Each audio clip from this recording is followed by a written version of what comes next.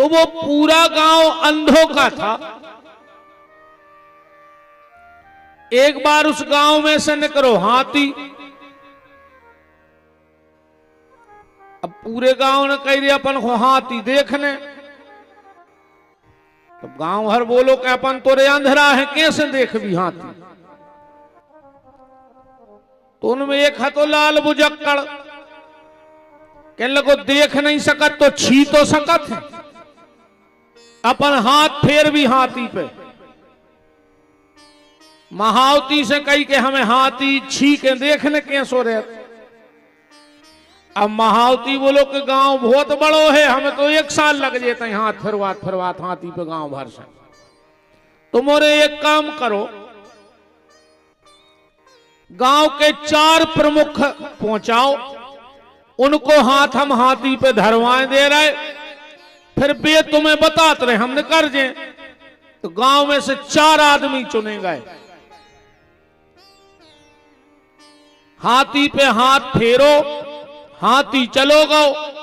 अब गांव की पंचायत लगी कि बताओ भज्जा कैसो है हाथी। एक जने बोले हाथी है बिल्कुल सूपा घाई, कैसे उन्हें कान पे हाथ फेरो। तो दूसरो बोलो कि तुम अंधराई के अंधेरा राय, हाथी है खम्मा घाई, कैसे उन्हें हाथी के पांव पे हाथ फेरो। तो एक कहने लगो तुम 2 ही अंधेरा, हाथी है कसन घाई रस्सी घाई, कैसे उन्हें पूंछ पे हाथ फेरो। तो चौथो बोलो तुम 3 ही अंधेरा, हाथी है सेक्शन घाई, कैसे उन्हें सूंड पे हाथ फेरो। तो 4 में इतनो विवाद भवो कि वो गांव में 4 पार्टी हो गई। 4 जनों ने एक दूसरे के घरे जावो बंद कर दो। सूपा वारे अलग हो गए, सूंड वारे अलग हो गए, पूंछ वारे अलग हो गए और पांव वारे अलग हो गए। एक दिन उस गांव में एक संत पधारे। उन्होंने देखा कि गांव में 4 पार्टी हैं, एक दूसरे के जा नहीं रहे। बात क्या है? एक बुजुर्ग बोले कि महाराज पहल तो हमारे गांव में बहुत प्रेम है, तो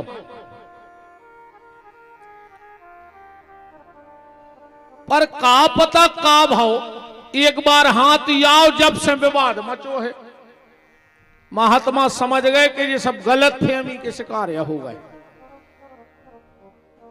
बिल्कुल फ्री की लड़ाई लड़ रहे हैं। महात्मा ने फिर से वो गांव में हाथी बुलवाओ। अच्छा एक बात और देखियो, गांव में जब जब हाथी आऊ थे, गांव के जितने आदमी हुन्ने में हाथ जोड़ लेते, गणेश जी आ गए, गणेश जी आ गए, गणेश जी आ गए। पहले अपन हल्के हल्के हते अपने सियाने में हाथ जोड़ ले, गणेश जी आए, सपन भी हाथ जोड़ के ठाड़े हो जाते। अच्छा हाथी आओ, गांव भर ने तो हाथ जोड़े और गांव के जितने कुत्ता रहते हैं वे वो हाथी के पीछे पड़ जाते। एक बार कुत्तों से पूछी कि ने तुम वो की जात के, ने वो की बराबरी के, बोला धर दे सो पे चकड़े जाओ मार जाओ। तो ने तुम वो की जात के, ने वो की बराबरी के, ने वो तुम कछु ले रहो दे रहो, पर तुम भौंकत काहे हो? हाँ, कुत्ता बोले कि हमें हाथी से कोई दिक्कत नहीं है। बोले फिर? बोले हमें दिक्कत ऐसे है कि एक इतनी हाथ जुराई काहे हो रही। अच्छा हाथ जुराई भाई, तनक तुम्हारो सम्मान बढ़ो और गांव के कुत्ता इकट्ठे भाई, बिल्कुल गारंटी जानियो में तो भौंक है ही। अच्छा एक और देखियो, हाथी नंगे है, कुत्ता पीछे पीछे भौंक है। और कहूं हाथी पूरो ने मुड़के तन कैसी गर्दन भर कर देवे तो उन कुत्तों को पता नहीं पड़त के करे कबे खकरी बमक गए। जाई हो के खड़े ही रे में लड़बे के लाने सुबह कुत्ता तुरंत बमक जाता। उन संत जी ने गांव में हाथी बुलवाया, पूरे चारई जो पार्टी बन गई थी उनको इकट्ठे करे। बोले भैया बताओ हाथी के बारे में। एक बोलो का बताओ, सूपा घाई होते। महावती बोलो भैया तुमने हाथी को कान या पकड़ो तो रे। दूसरो बोलो तो मतलब हमने कही थी कि खम्मा घाई होत। बोले तुमने हाथी को पांव पकड़ो तो। और तीसरो बोलो हमने कही थी कि मोटर के सी सेक्शन रेत। बोले तुमने सूंड पकड़ी थी। अरे बोले हमने कही थी रस्सी। बोले तुमने पूंछ पकड़ी थी। तो चार ही बोले का हाथी ये कही आए। बोले हाथी तो ये कही आए। और ये बोले हमारे गांव में 20 साल से बुराई चल रही है, जबकि हाथी ये कही है। परमात्मा एक ही है, ध्यान से सुनना। परमात्मा तो एक है, पर हमने भगवान को ही बांट दिया। कोई कह रहा हो कथा में फायदा है, कोई कह रहा हो नाव जपे में। अरे आए तो सब वही परमात्मा के, फिर आपसी विवाद क्यों? आज जो हम बट रहे हैं ये हमारी अल्पज्ञता, कम बुद्धि का परिचय है। हम समझ नहीं पा रहे हो तत्व को कि ईश्वर तत्व है क्या। वही राम है, वही कृष्ण है, वही शिव है, वही गणेश है, वही दुर्गा है, वो ईश्वर एक है। अच्छा जा बताओ, सोने की अंगूठी बनवा ले, सोने की चेन बनवा ले, सोने को चूड़ा बनवा ले, सोने के बाला बनवा ले, तो कहीं इनकी कीमत अलग अलग हो जाए कि गले की चेन अलग भाव बेखे, हाथ की अंगूठी अलग भाव बेखे, कान को झुमका अलग भाव बेखे। जब तौल होगी जब तो एक ही भाव बिकेगा कि नहीं बिकेगा? क्या सोच करेंगे जो अंगूठी को सोनो आए जो कम में लाओ जाए। ऐसे ही परमात्मा के ये अनेक रूप हैं, पर वो परमात्मा एक है। जो जिस भाव से जप रहा है उसे वो अच्छा लग रहा है। इसीलिए नाम रूप लीला और धाम ये चारों भगवान तक पहुंचने के हैं, इनमें कोई भेद नहीं कर सकता। अच्छा, आज एक बात बताना, जैसे एक गैया अपन एक बर्तन में गैया दोहले लगा ले, क्या किसी माई के लाल में इतनी दम है कि वो बर्तन के दूध में से वो दूध अलग अलग कर देवे कि कौन थन में से कौन दूध ने करो है? कर सकत को में है का औकात इतनी? 4 थन में से दूध लगाओ और क्या बाद में उनको अलग अलग किया जा सकता है? नहीं किया जा सकता। ऐसे ही चाहे नाम के माध्यम से भजन हो, चाहे कथा के माध्यम से भजन हो, चाहे रूप के माध्यम से भजन हो, चाहे धाम के माध्यम से, पहुंचना तो उसी परमात्मा के यहां है कि नहीं पहुंचना है। इसीलिए अगर भजन करना है तो सबसे पहले ये भेद बुद्धि खत्म करो। और अगर जब भेद बुद्धि बनी रही तो इतना याद कुचरे धरे रहे दीन के कछु के ने रहो, न घर ही के राय न घाट ही के राय।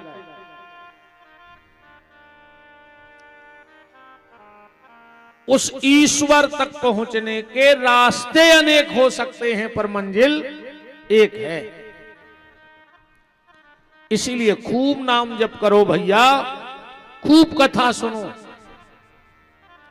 सत्संग को जो प्रभाव होते है, एक गांव में भाई कथा 5 दिन हो गए, एक आदमी आऊ ने, उसकी पत्नी रोज आवे मनो, 4 दिन रेगुलर आई।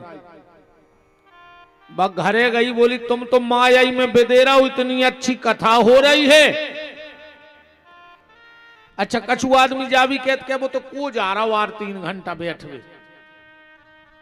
हाँ कछु से कहो कथा, अरे अब भैया तो को बैठ रहा वार 3 घंटा। भगवान कहता है इतने बैठ गयो,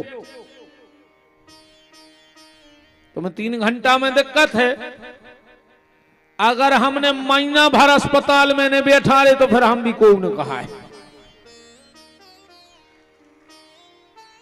भगवान से प्रार्थना करत रहियो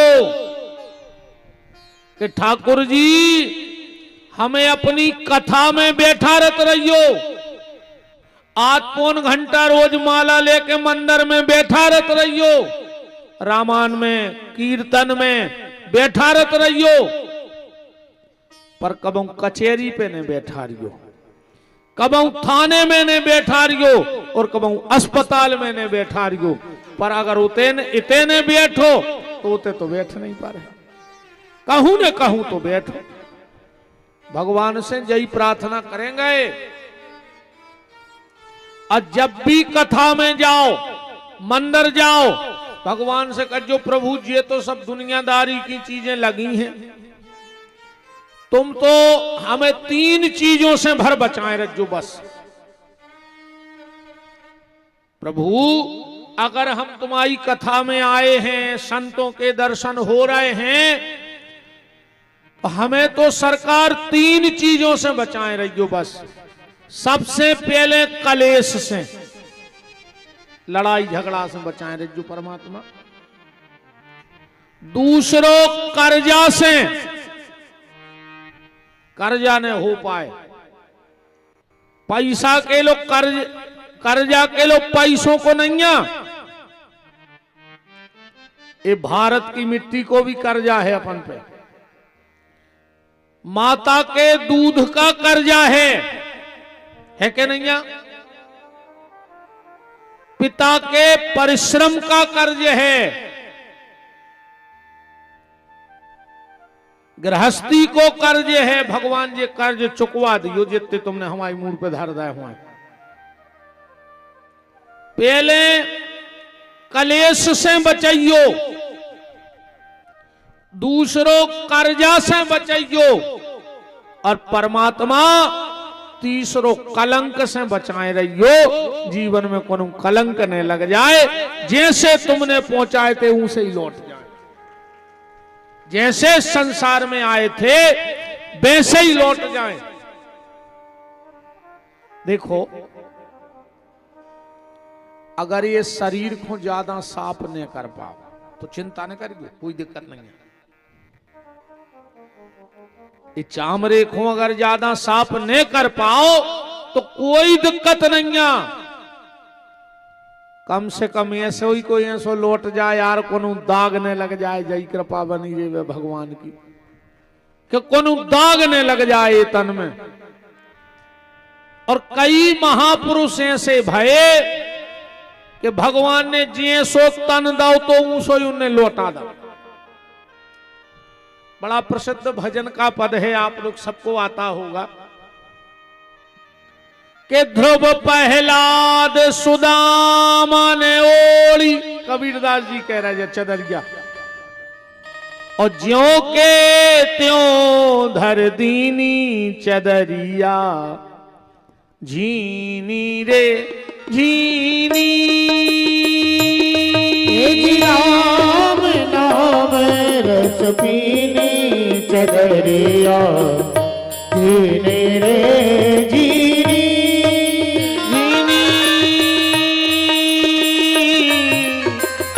राम नाम रस झीनी चदरिया, झीनी रे झीनी। राम नाम रस पीनी चदरिया, झीनी रे झीनी। भगवान ने इतनो अच्छो मौका दो है रे तुम्हारो, अब इन तनारे धोले चामरे खो दीवारी पे कपड़ा धुलत है, पर गुलाबगंज वालों को भाग्य देखो कि तन धोवे को मौका मिलो है। हर जगह सफाई हो रही है। घरों की सफाई तो हो ही रही, पर घट की सफाई करो, जो भीतर घट में परमात्मा को विराजमान करने हैं। और घर की सफाई झाड़ू से होगी, पर घट की सफाई इन पूज्य संतों की कृपा से होगी, इनके दर्शन से होगी, इनके वचनों से होगी। तो तना करो कोशिश रे कहूं और का।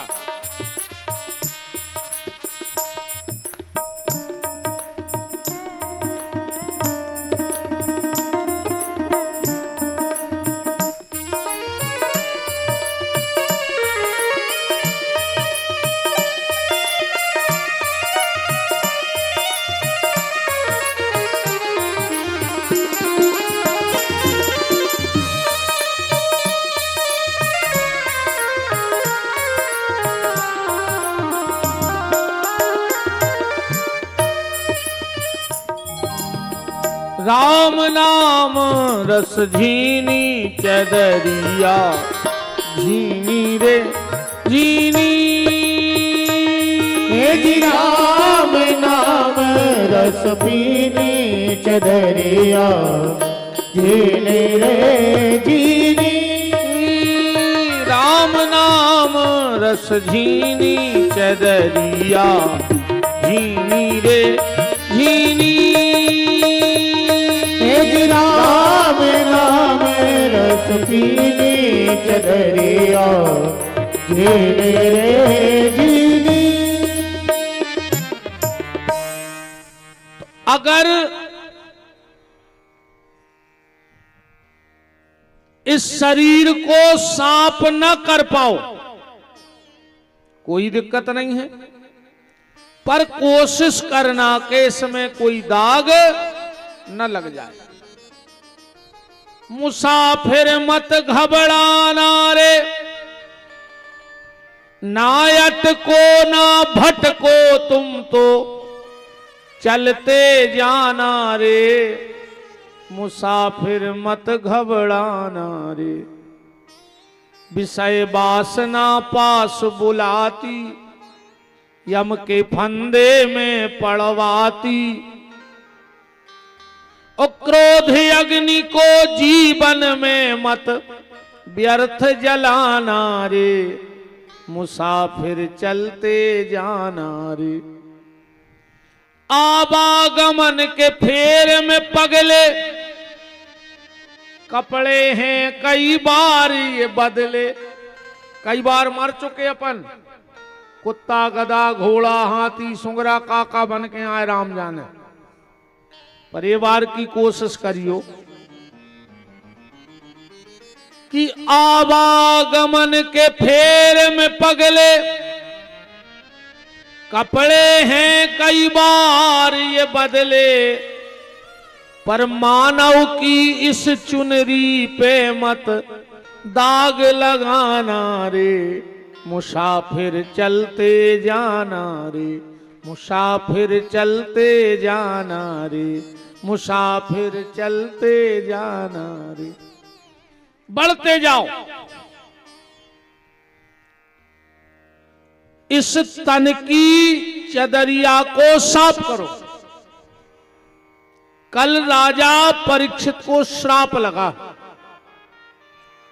और परीक्षित जी गंगा के घाट पे आ गए। बड़े बड़े यमलात्मा महात्मा साधु संत योगी यति तपस्वी पहले से बैठे होते। परीक्षित ने हाथ जोड़कर जब संतों का दर्शन किया तो परीक्षित जी बोले कि कौन कहता है कि ब्राह्मण बालक ने हमें श्राप दिया है। अरे ब्राह्मण बालक ने तो हमारा भला कर दिया ना। ब्राह्मण बालक हमें श्राप देता, ना हमारा घर छूटता, ना हम गंगा के घाट पे आते और न आप जैसे संतों का हमें दर्शन होता है। रही बात मौत की, तो बात वह है, बात तो टल नहीं सके कि टल जे, बात तो निश्चित है। परीक्षित जी कह रहे हैं कि संसार में कोई ये नहीं कह सकता कि हम अमर हैं, पर परीक्षित बोले हम कह रहे हैं कि हम अमर हैं। अब क्यों? बोले ब्राह्मण बालक का श्राप मिथ्या हो नहीं सकता, तो 7 दिन के पेल तो अब हम नहीं मार रहे, तो 7 दिन तो हमें मिल गए अब भजन के लाने। देखो अपन हो पता ही नहीं यार कि अपन कबे मार भी ना, अपन भी तैयारी कर ले में। परीक्षित को पता लग गया, सब संतों के सामने हाथ जोड़ के कहा म्रिय मानस किम कर्तव्यो, मरने वाले को क्या करना चाहिए। तुरंत आपातकालीन मीटिंग बैठ गई कि मरबे वालों का करे, पर कोई पक्का रास्ता नहीं मिल रहा था। भागवत जी में लिखा है तत्रा भवत भगवान व्यास पुत्रो अलिक्षलिंगो निजलाभ तुष्टि स्त्री पुरुष भेद रहिता दुयष्ट वर्षा। 8 दूनी 16 साल के सुखदेव जी आ रहे हैं कथा सुनावे। भगवती देवी बिटिका और व्यास जी के पुत्र हैं कपिल देव, सुखदेव मुनि। आज कथा सुनाने पधार रहे हैं परीक्षित को गंगा के घाट पे। सुखदेव जी जनक जी से परीक्षा भई है जब उनको भागवत सुनबे मिली है। भागवत सुनबो साधारण बात नहीं, तुमने जाने सोच क्यों कि तुम आया गए, तुम्हारे आए नहीं है बुलाया गए। नातर कछु तो तैया के लौट जात के पूर्व जन्म के पाप ते जिन्हें हरि कथा ने सुहाय और के काऊ से लड़ पड़े और ना उठ के भग जाए। इतनी से भग जाता आदमी, सबके कानों में ये शब्द नहीं जाए, सब भगवान की कथा नहीं सुन सकते।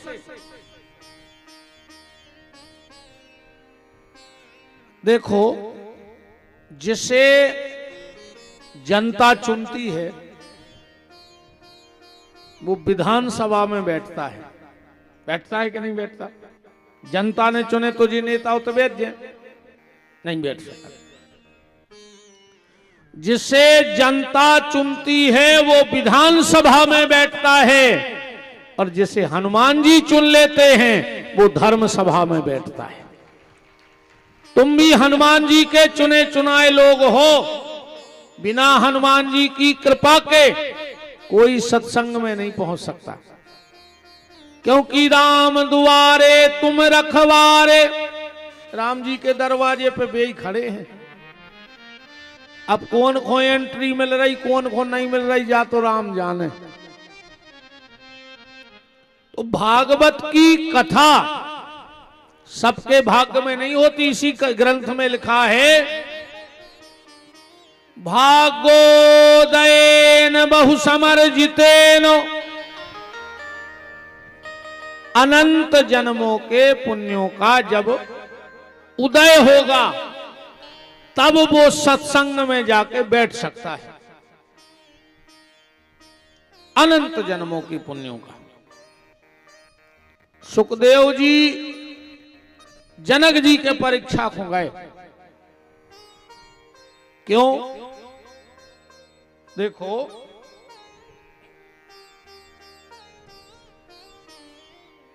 जब सुखदेव जी को जन्म भाव जंगल चले गए, भागवत के श्लोकों से लौट के आए और बोले कि पिताजी हमें कथा सुनाओ। बोले नहीं बेटा, पहले तुम्हें परीक्षा देने पड़े। कहां जाना पड़ेगा? बोले जनकपुर। जनकपुर कैसा नगर है? रामायण तो आप लोग पढ़ते हो। अगर आप ये कहो कि पूरी अयोध्या राम जी को चाहत है तो यह बात गलत है। मंथरा नहीं चाहत अयोध्या में राम जी को। अब तुम कहो कि पूरी लंका राम जी की दुश्मन है तो गलत। उते दो आदमी राम जी के बहुत खास बैठे, एक विभीषण और दूसरी त्रिजटा। त्रिजटा नाम राक्षसी एका, पर राम चरण रति निपुण विवेका। पर जनकपुर ऐसो नगर है भैया कि उते सब राम जी को चाहवे ही चाहवे वारे हैं। अच्छा, एक बात पे और ध्यान देना, गोस्वामी जी ने एक डिग्री दी रामायण में संता। अच्छा, साधु, संत और संता ये तीनों ही अलग अलग क्वाल माने पद पे हैं। साधु अलग हैं, संत अलग हैं और संता अलग हैं। साधु को आए जो उन घरे बैठे हैं, सद रहे हैं, सोच रहे कि अब तो भजन जो सब झूठो है। वो आए साधु जो धीरे धीरे साधना सीखे। संत कौन है? जो परमात्मा के नाम से सब त्याग करके घर छोड़ के निकल पड़ा है, वो है संत। और संता को आए जो भगवान के पहुंच चुको है। साधु संत एक नहीं, और साधु संत अगर एक होते तो हनुमान चालीसा में अलग अलग ने लिखो हो तो कि साधु संत के तुम रखवारे, मन दो कहा है जी, जब तो अलग अलग लिखो। तो संता कौन है? संता की डिग्री पहली तो हनुमान जी को है रामायण में। अब मोईबा भरोसे हनुमंता, अब ने हरि कृपा मिले नहीं संता। जय डिग्री है नारद जी के लाने कि नारद देखऊ बिकल जयंता, हृदय लाग कोमल चित संता। और तुलसीदास जी ने जय डिग्री दे दी जनकपुर की माताओं को। जनकपुर की माताएं तक संता हैं। चौपाई पढ़ो आप के पूरे नर नारी सुभग सुरुचि संता, अधर्मशील ज्ञानी गुणवंता। उते की माताएं तक संता हैं। अच्छा, जनकपुर वाले एक बात और कहते हैं कि हम राम जी को जो दे दें वो को न दे पे। तो राम जी के भक्त बोले कैसी बातें कर रहे, हम राम जी को तन दे दें, एक बोलो हम धन दे दें, एक बोलो हम मन दे दें, पर जनकपुर वाले के जो हम दे दें वो को न दे पे। बोले का? बोले हम राम जी को गारी दे दें, को में दम है राम को गारी देवे की, पर जनकपुर वाले के हम गारी दे दें। तो इस संत समाज ने कहा कैसी बात कर रहे हो, तुम हमारे सरकार को गारी दे हो। बोले काय? बोले पुरुषोत्तम को गारी कैसी। तो जनकपुर वाले कहते हैं गारी बिन ससुरारी कैसी। बिना गारी के ससुरार भी तो अच्छी नहीं लगा। जितनी मजाक राम जी से जनकपुर वालों ने कर ली, को की औकात नहीं है। जब राम जी पहुंचे कुंवर कलेऊ के लाने, तो जनक जी ने घर घर गए।